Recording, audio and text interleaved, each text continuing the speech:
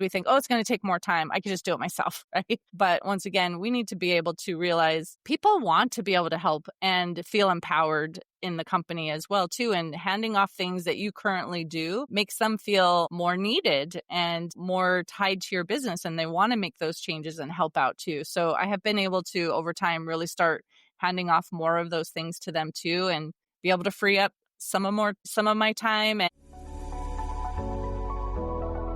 Welcome to A Founder's Life. I'm your host, Leo Gestetner. On this show, we dive into the real stories behind the highs and lows of entrepreneurship and how we pursue a more balanced and meaningful life along the way. This podcast is sponsored by Thanks, helping founders like us scale with reliable remote talent. Email founders@thanks.com, that's THANKZ.com, with the subject line of Founder's Life, and you'll receive $1,000 off your first month. Well, I'm excited today to be joined by Candy Messer. Candy, thank you for joining us. Would you like to introduce yourself to the audience, please? Sure. Thanks for the invitation. Yes, I'm Candy. I have been an entrepreneur since 2002.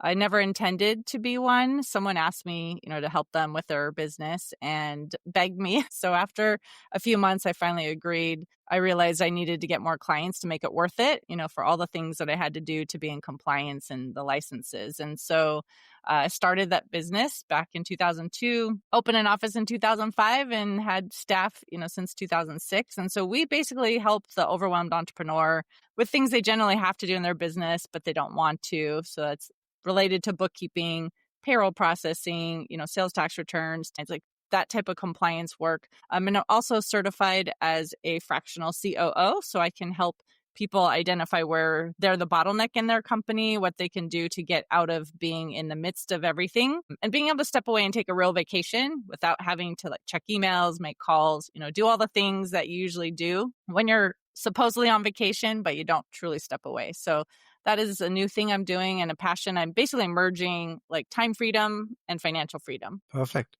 And can you talk to us just a little bit more about that journey that got to you where you are today? Sure. I think we all start out as entrepreneurs thinking, oh, well, this is going to be fun and I'm going to, have freedom. I'm going to be able to step away. We always hear people that are, out on the golf course or doing all these things, right? But as small business entrepreneurs, usually we're starting with, some cash flow issues, and we're working all the time trying to get everything done and wearing all the hats. And so when I first started, of course, I was solo, did everything on my own, and again, didn't intend to be an entrepreneur. So I didn't know all the things about how to maybe figure out the best pricing strategies or marketing or doing all the things, And so I've had to learn over time, all of the different steps to being a successful business owner. And I've also had to learn how to kind of use my head and not always my heart. It's not always easy though, because if someone would be saying oh, I'm sorry, I can't afford to pay this right now, I'm struggling, and we'd keep doing things for them. And then later on, just realize,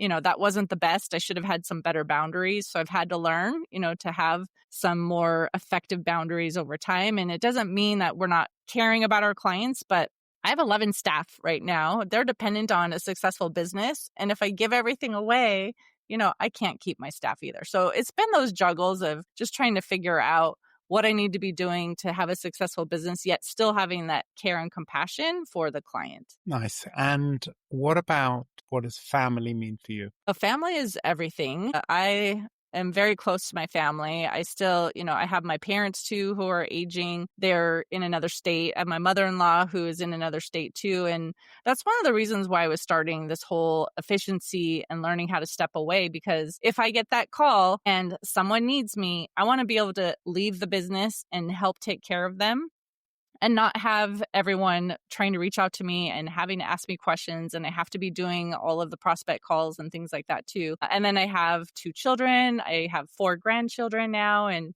I want to be able to do things with them and still have that business it could support me and all my staff, but I also want to have the freedom to step away, spend time with family, whether, it's traveling or spending holidays with them or just having the day-to-day interactions with my family, really important to me. And I think you're expanding family, you were saying. Mm-hmm. Yes. 4th grandchild just born a couple weeks ago. My daughter has 4 very active boys now, currently ages 6, 4, 2, and 2 weeks. Wow, that's a handful.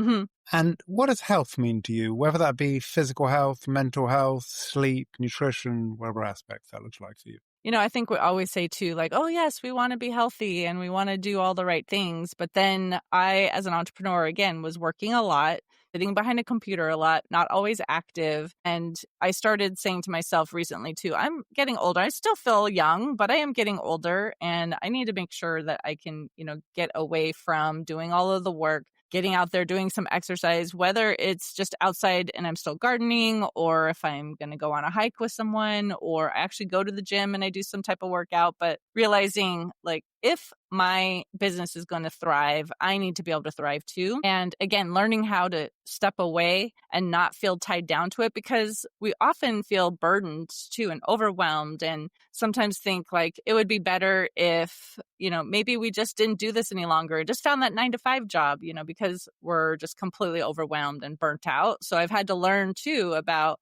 making sure I'm taking care of myself and thinking about eating healthy, whether that's a smoothie or, making a salad or whatever that is, but taking the time out to actually prepare some healthy meals too, and having some downtime, enjoying things. I love to bake sourdough bread too. And so that's a process, it takes time to do. And just making sure that I have time to do the fun things I enjoy, whether it's that or, crocheting, or like I said, spending time with my kids, and making sure that I'm thinking about my own health as well. And what do you like to do for fun? Well, again, spending time with my grandchildren, that's one of the things I do. I just went over to their home a couple nights ago and we made a dessert together, and that's really fun when you've got these kids and you're basically teaching them math and everything too at the same time, if don't necessarily think about it all the time. But if you're like, oh, it's 1 cup of this and it's half a cup of that, so this is twice as much as that, and just having that chance to teach them things while we're having fun, and then we get to enjoy, the little treat afterwards. And it's not often that we're making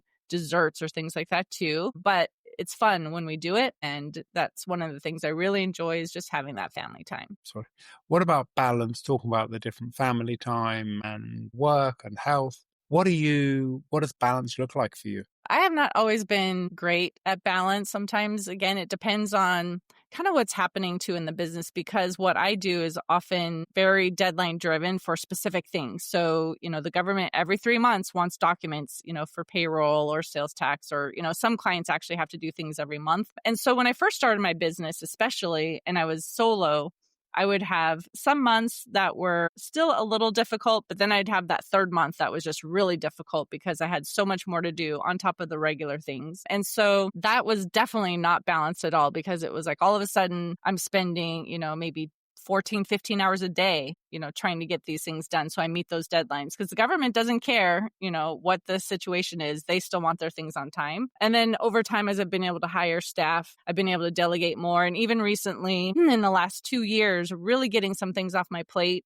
that I thought originally I should hire, some staff and do it. But handing that off sometimes and teaching and delegating, a lot of times we think, oh, it's going to take more time, I could just do it myself, right? But once again, we need to be able to realize people want to be able to help and feel empowered in the company as well too. And handing off things that you currently do makes them feel more needed and more tied to your business, and they want to make those changes and help out too. So I have been able to, over time, really start handing off more of those things to them too, and be able to free up some of my time. And, I recently went on a trip with 2 longtime friends to celebrate, a special milestone birthday. And I completely left everything behind. I didn't check email once. I didn't have staff reaching out once. And it felt amazing to just have that time with them and not feel like I was being drawn away and having to spend time to the business too. And yet having the business still thrive without me. That was an amazing feeling. Great to hear. I think the only reason the business really can grow is if it can grow beyond you.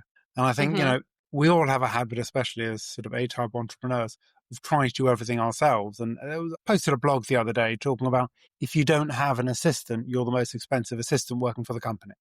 You need help.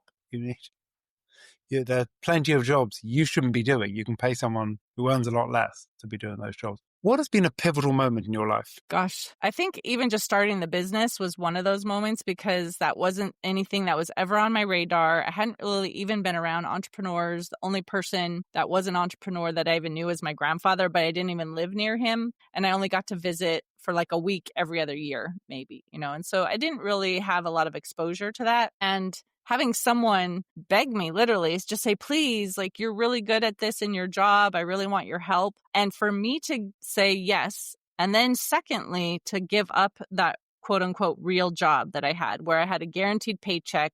I knew I just went to work certain hours every day during the week. And then I went home and I just did my own thing. And to give that up. And it took my husband finally telling me, like, quit your job, do your business. You're good at it. People enjoy, the services that you're offering, and more people want to use your services, and you don't have time because of your job. You need to quit. And that was a scary thing for me, to give up that safety, but having him encourage me was one of those things that really gave me the confidence, I think, to step out and do it on my own and realize, like, yes, you can do this. But that definitely was a major turning point in my life. And I've now had, like I said, this business since 2002. So when I look back and I'm like, wow, a major portion of my life was affected because of this. And I've been able to help other people. I've had a lot of people who've come in and worked with me. I've been able to develop their skills where they came in with really no real world experience even. And have been able to learn, starting with like admin and working up through bookkeeping, and then, being able to move on to other bigger and better careers even, that we were able to help them. And so that was really encouraging too, to see where I can make an impact in other people's lives as well. What's one piece of advice you'd give to an aspiring entrepreneur? First of all, if you really want to be an entrepreneur, make sure that you're doing something you truly love. Don't just look at like, oh, right now this is like the hot thing and everyone's getting into it and I can be successful. Because if you don't really enjoy what you're doing, as I was saying earlier, like, you work a lot of hours, you wear all the hats, you can get completely overwhelmed. And if you don't have the passion for what you are doing, you are not going to want to continue, and your business most likely won't succeed. Or if it does still continue, you're just not going to be very happy in what you're doing. So definitely find out what that is that you really enjoy. And then it will be easier to really put your life into that business. Great advice. And how can people find you? My website is abandp.com. It's short for Affordable Bookkeeping and Payroll. So if you go there, you can see I also have a podcast. So we have podcast episodes there. There's links to our social media. All the resources, things like that are right there, and you can easily find what you need. Well, thank you for joining us today. It's been great having you on the show. Thank you for the invitation. I appreciate being here. And thank you for listening to today's episode. If you enjoyed the conversation, don't forget to subscribe to the channel, tell your friends, and please leave a review.